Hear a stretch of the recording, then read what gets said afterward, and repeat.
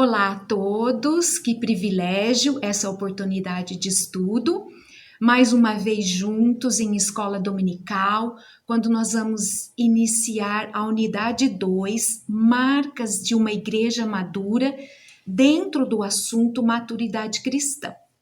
Nós estamos vivendo um tempo de fé, experiência e convivência. O nosso irmão José Paulo, ele finalizou a unidade 1, o caminho da maturidade cristã, na semana passada, com a lição 4, santificação e perfeição cristã. Quem não teve a oportunidade de assistir esses vídeos, assistam, porque eles estão muito bem elaborados e têm nos ajudado muito nesse tempo de maturidade, de crescimento cristão. Vamos orar nesse momento, fechem os seus olhos, vamos elevar o nosso pensamento a Deus. Santo Deus, juntos em oração, te agradecemos, ó Pai, por esse dia, pelo teu amor, pelo teu sustento, pelo teu cuidado e proteção, e também juntos queremos pedir a tua bênção, tua sabedoria, sobre esse momento de estudo e reflexão da tua palavra, Senhor Deus, que o teu Santo Espírito esteja a me conduzir durante a ministração da aula. Pai, sê comigo, eu clamo a Ti também pela vida espiritual de cada pessoa, de cada aluno aqui comigo, Senhor, que continuem crescendo na fé, alcançando maturidade, produzindo frutos que permaneçam para a vida eterna. Em nome de Jesus Cristo que nós oramos. Amém. Então, a lição 5, ela vai tratar de uma nova perspectiva, maturidade na convivência. O nosso texto bíblico é o de Efésios 2, 11 a 22. Se você não teve a oportunidade de ler, porque o Vaguinho colocou no post, é sempre bom lermos antes de iniciar a aula, mas você pode fazer isso nesse momento, dando uma pausa, se for o caso, né? Então, como nós sabemos, cristianismo, ele é relacionamento. Cristianismo é uma experiência relacional que nos liga a Jesus Cristo e ao nosso próximo. Parte dessa experiência acontece, é claro, por meio de nossa vivência como igreja, isto é, como comunidade na fé. Assim, ao pensar em maturidade espiritual, o aspecto coletivo é também importante. Porque uma igreja madura, uma igreja madura é fundamental para o fortalecimento da espiritualidade pessoal e comunitária, assim como para o serviço missionário. Então, quando eu falo em maturidade na convivência, o que nos vem à mente? O que você pensa em maturidade na convivência? Então, nós vamos pensar, refletir quais são os maiores benefícios e os maiores desafios de se viver como igreja hoje. Então, a igreja, ela é um espaço de amadurecimento na fé e se constitui como um lugar benéfico e saudável à medida que os seus membros desejam crescer. E como nós temos visto, crescer não é preciso, não é exato, mas é necessário. Então, maturidade nos faz lembrar em plenitude, o termo último do desenvolvimento.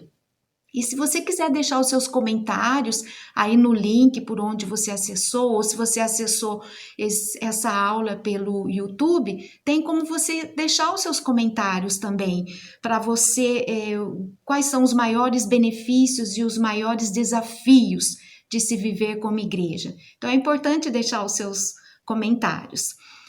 Se no aspecto físico, crescemos até uma certa idade, vamos pensar assim, na vida espiritual podemos crescer sempre e cada vez mais, tendo a perfeição como alvo, pois o padrão é Cristo, como nós temos estudado.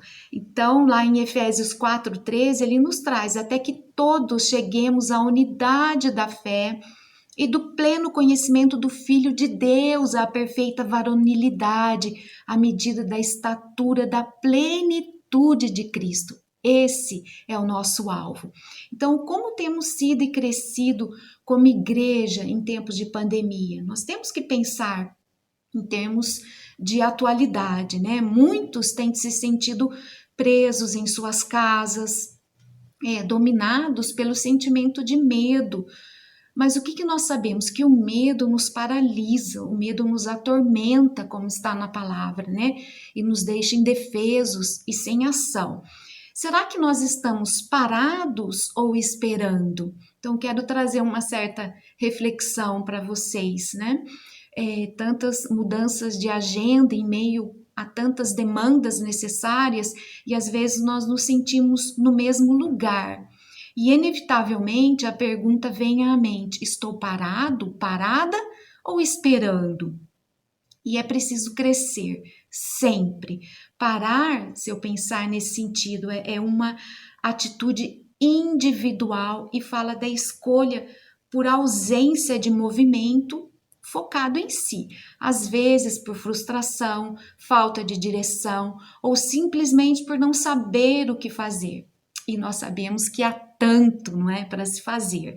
Esperar já é uma atitude conjunta, embora se estabeleça no indivíduo, tenha expectativa no outro, nutre um desejo de ser parte, de contribuir, de não fazer sozinho. Parar traz uma sensação de infrutividade, já o esperar de realização. Parar pode ser a opção e esperar a solução. Não devemos ficar parados, mas vamos esperar no Senhor e pelo Senhor. Lá em Provérbios 20, 22, nos traz: espera pelo Senhor e Ele te livrará. Então, assim, ao decidirmos não ficar parados, decidimos buscar fazer diferente, não é? Como nós temos feito, dando exemplo dos nossos cultos online.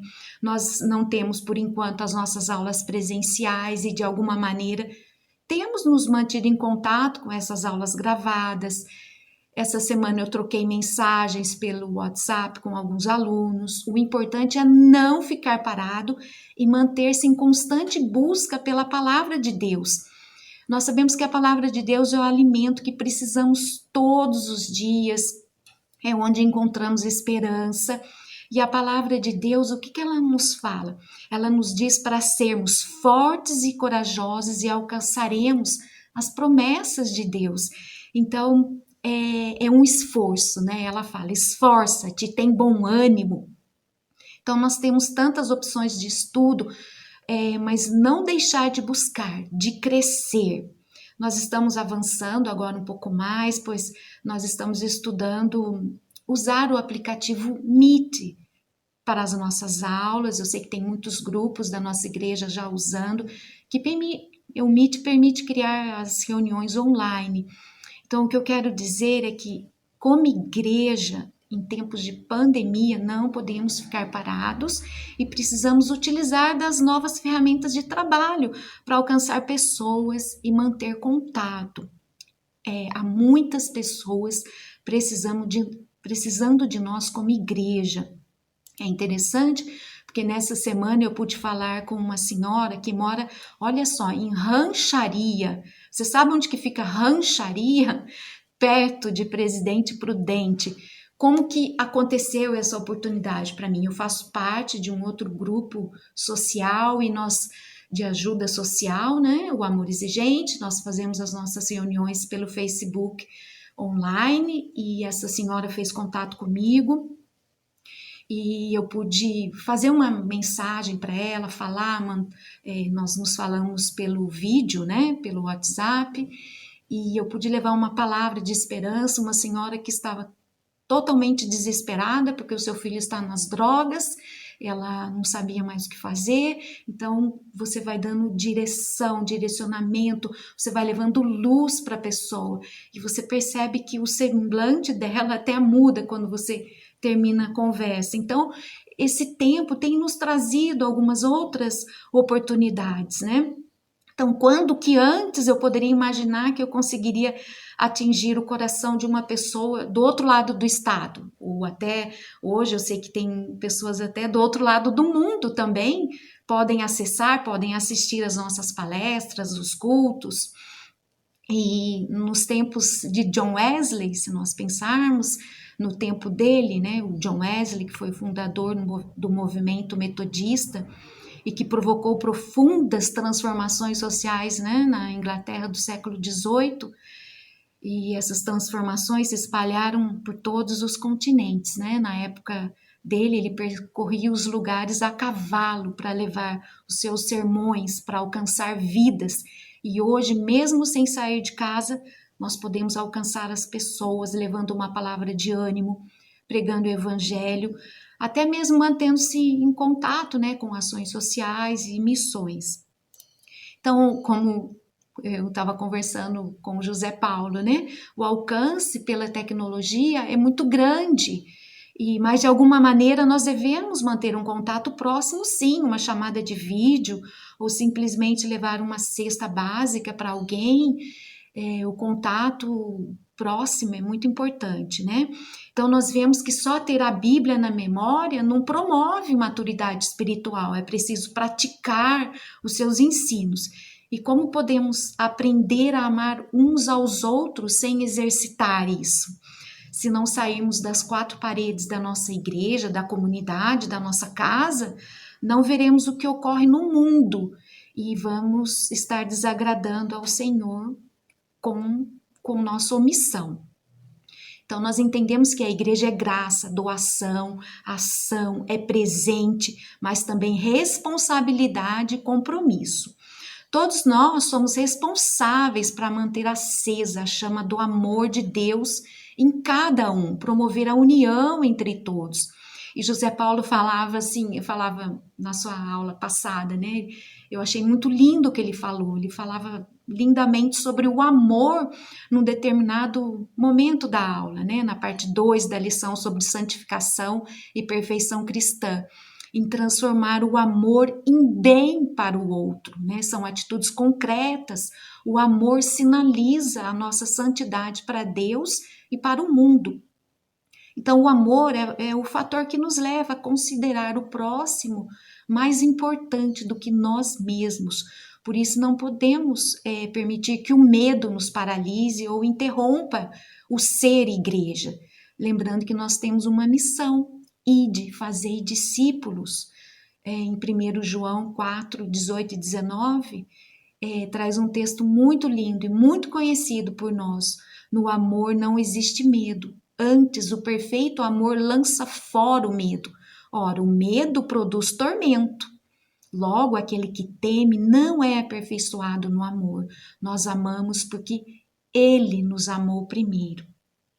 Então, se pensarmos em questão de espera, a espera nos torna impacientes, mas também há coisas boas para se fazer, né, no momento da espera. E é aprender, né? Durante esse tempo, nós podemos aprender, podemos orar, adorar a Deus, apreciar a comunhão. E Jesus sabia quando disse aos seus discípulos para não deixarem Jerusalém, eles aguardavam para ser batizados com o Espírito Santo. Eu quero trazer esse texto de Atos 1, 4 e 5. Só um momento, vamos achar aqui Atos, capítulo 1, se vocês quiserem procurar aí. E comendo com eles, determinou-lhes que não se ausentassem de Jerusalém, mas que esperassem a promessa do Pai, a qual disse ele, de mim ouvistes. Porque João, na verdade, batizou com água, mas vós sereis batizados com o Espírito Santo, não muito depois destes dias. Então, a espera prepara o nosso coração, mente e corpo para o que está por vir. Sim, quando Deus nos pede para esperar, podemos nos alegrar, sabendo que podemos confiar nele, nos planos que ele tem para nós. Então, esperar não é ficar parado, é se preparar. E nesta lição, né, na lição 5, nós vamos identificar aspectos fundamentais para uma igreja madura a partir da carta à igreja em Éfeso. Éfeso era uma cidade de destaque no comércio e na política, né? Tornou-se uma cidade de centro missionário no trabalho do apóstolo Paulo. possibilitando plantação, consolidação de diversas comunidades de fé na região da Ásia Menor. Então, a Epístola aos Efésios fala da igreja e das relações de Cristo com ela. Então, cada pessoa, digamos assim, dessa igreja está fundamentada sobre Jesus Cristo. A carta, em seu conteúdo, diz que Cristo não pertence a um povo, mas une os povos sobre o mesmo alicerce. Então, esse capítulo 2 de Efésios apresenta a obra de Cristo como extensiva a toda a humanidade e não somente ao povo judeu. Cristo trouxe vida e salvação para todas as pessoas, gentias e judias, que antes viviam segundo as inclinações da carne, sendo esta salvação fruto da graça divina e não obtida por mérito humano. Então, nesse capítulo ainda, o autor afirma a importância da unidade para a vida em comunidade. Tanto é que seu primeiro exercício é situar a variedade, ou seja, a heterogeneidade do público para a qual a carta se dirige, pessoas gentias e judias. Os versos 14 a 16, vamos ver lá Efésios 2, 14 e 16, porque ele é a nossa paz, o qual de ambos fez um, e tendo derrubado a parede da separação que estava no meio, a inimizade. Aboliu na sua carne a lei dos mandamentos na forma de ordenanças, para que dos dois criasse em si mesmo um novo homem, fazendo a paz, e reconciliasse ambos em um só corpo com Deus por intermédio da cruz, destruindo por ela a inimizade. Então, esses versículos aqui, o teor da obra de Cristo, né, nos traz o teor da obra de Cristo, a nossa paz que Jesus fez de ambos os povos um, destruindo a inimizade, derrubando a parede da separação.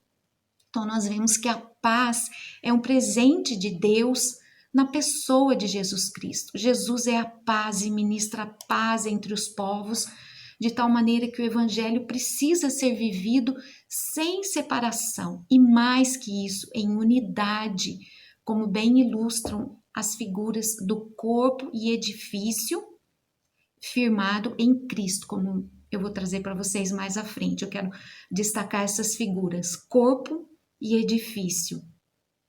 No versículo 16 aí de Efésios 2, ele fala que a reconciliação vem pela cruz. Deus torna-a possível pelo amor, por amor. O acesso a Deus torna-se livre para todas as pessoas que aceitam a cruz de Cristo e a salvação que ela traz. Então, nós podemos considerar uma divisão pedagógica desse capítulo. Eu fiz essa divisão de Efésios 2, de 1 a 10, Efésios 2, de 1 a 10, ele fala do pecado para a salvação pela graça. E depois tem lá, né, de 11 a 22, que é onde está mais centrada a nossa lição, ele traz: os gentios e os judeus são unidos pela cruz de Cristo. Então, falando de Efésios 2, 1 a 2, Efésios 2, 1 a 10, salvação pela graça, por meio da fé.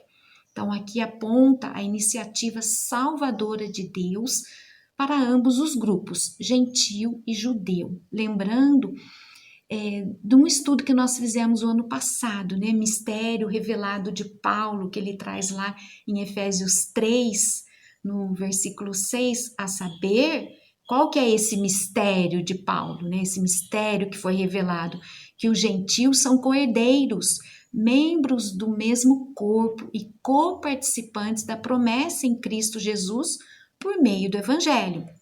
Então, aqui Paulo assinalando a salvação como obra gratuita de Deus e não meritória. Não há cumprimento na lei, né, que nos possibilite a salvação. Esta salvação abrange, inclusive, pessoas que antes não eram consideradas como povo escolhido por Deus, né? Não era um povo escolhido de Deus.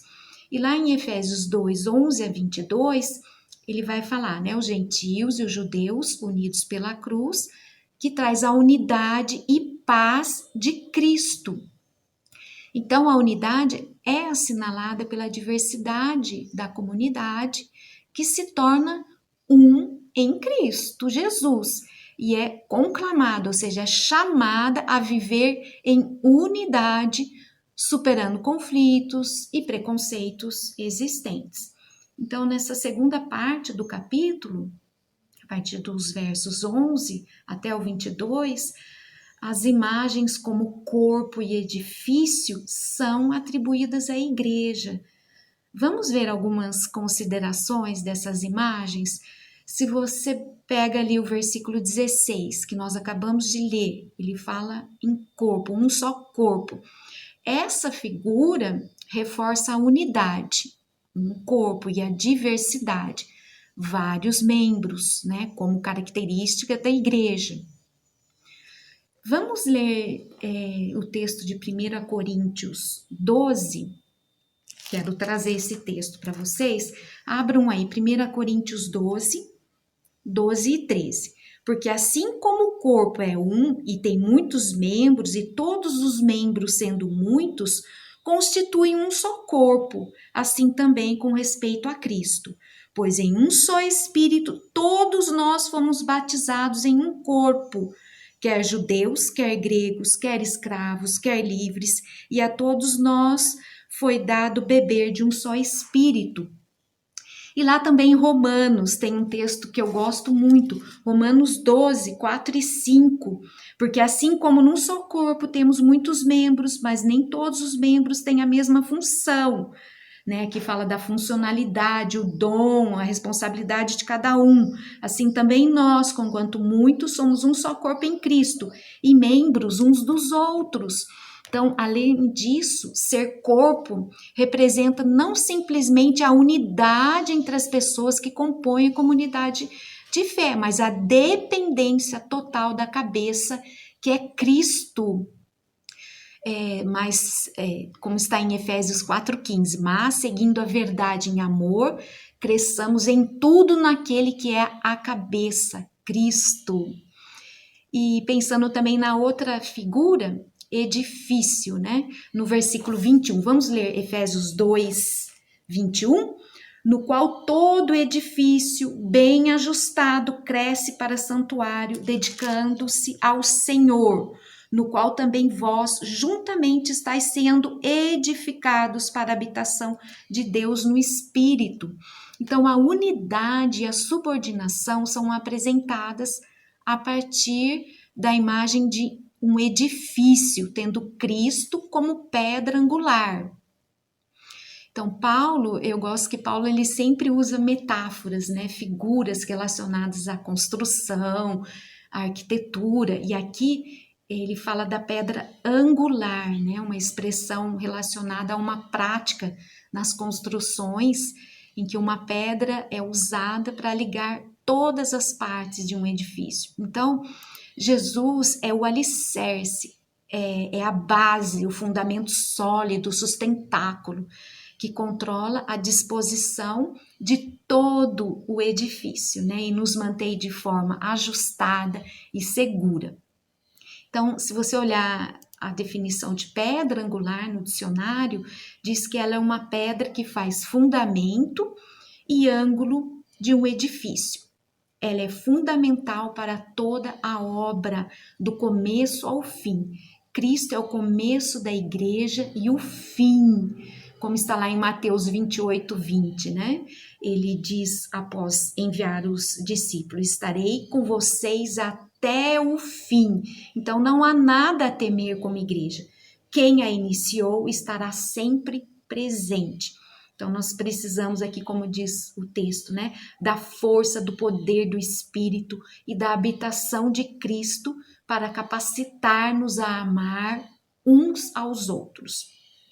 Então, todas as pessoas que vivem unidas com Cristo, creem nele, tornam-se parte desse edifício, estão sendo construídas lado a lado com as outras pessoas para tornar-se uma casa, né, onde Deus vive por meio do seu Espírito.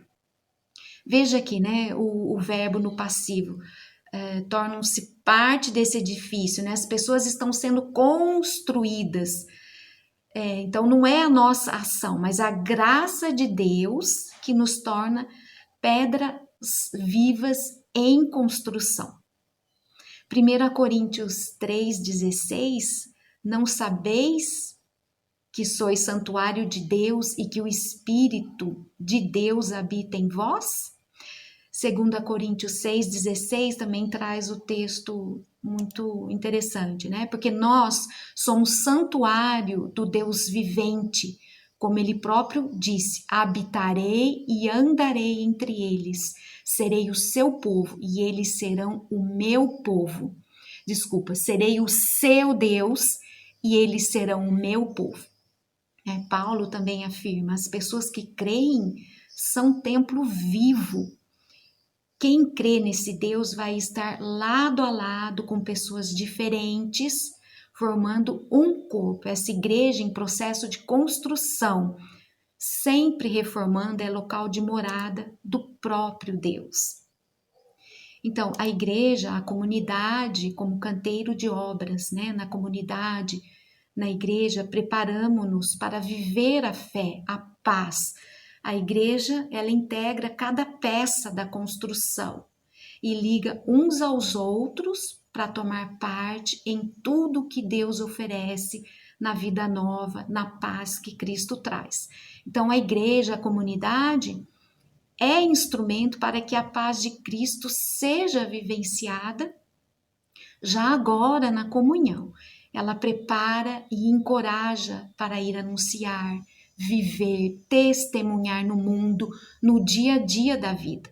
Então, a comunidade prepara cada pedra viva, né, cada um de nós, para tornar visível o servir e o cuidar do próximo, para com os distantes e diferentes.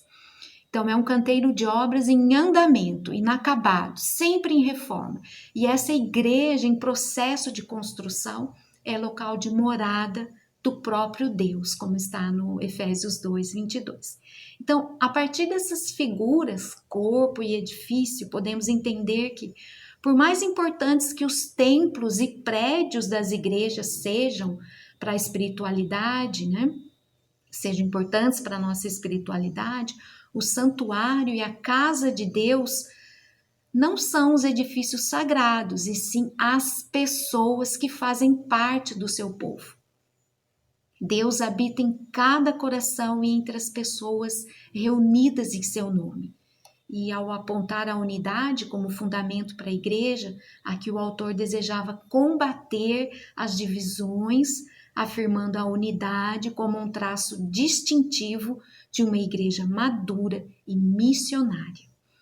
E na próxima semana eu quero estar falando mais um pouco sobre uma igreja madura, né? Sobre as marcas de uma igreja madura.